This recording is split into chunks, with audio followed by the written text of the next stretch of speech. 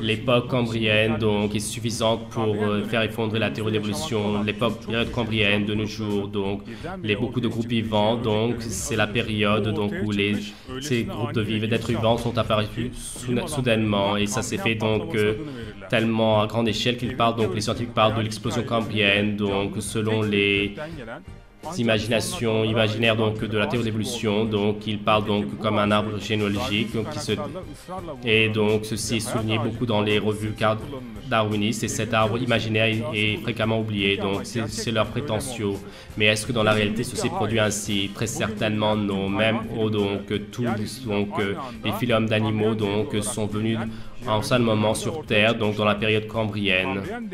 La période cambrienne, donc c'est entre 530 et 500 millions d'années, donc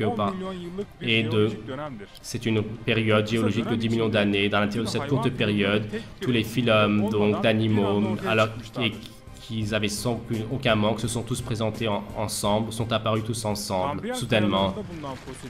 Et les fossiles qui sont trouvés donc dans les strates, les fossiles, donc tout type, donc les étoiles de mer, donc beaucoup donc d'animaux, donc, et dans la plupart donc dans ces fossiles, donc il n'y a aucune différence, comme les systèmes complexes, donc les fils donc ces structures sont à la fois très complexes et très différentes et elles sont inchangées.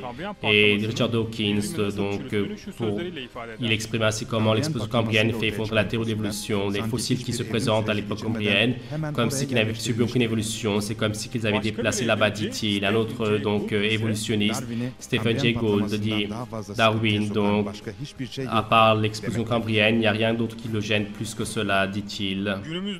Et de nos jours, donc, beaucoup d'êtres vivants donc qui possèdent des structures beaucoup plus complexes donc laissent donc sans issue les évolutionnistes et la période cambrienne donc avec toutes les preuves qu'on montre donc c'est car la théorie darwiniste son assertion c'est que donc les structures complexes des êtres vivants soi-disant donc avec de longues périodes ils les ont gagnées phase par phase selon celui donc avec donc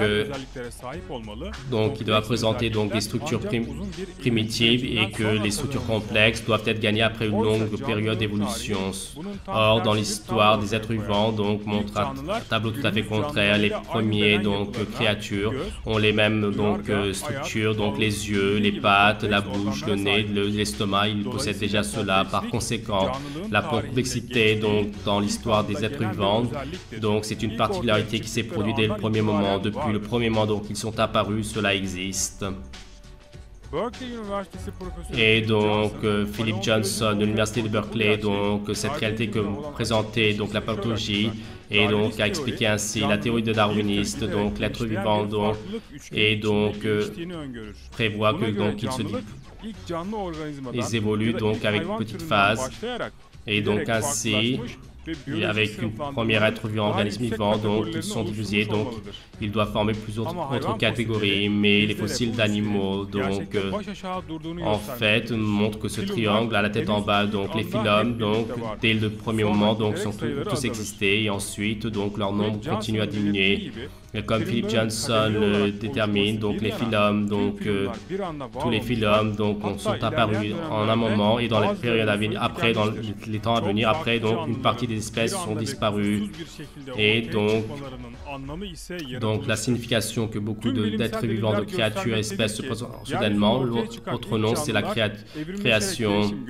Donc tout montre que les créatures donc ne sont pas évoluées, qui n'ont pas donc formé différentes espèces en évoluant les uns des autres.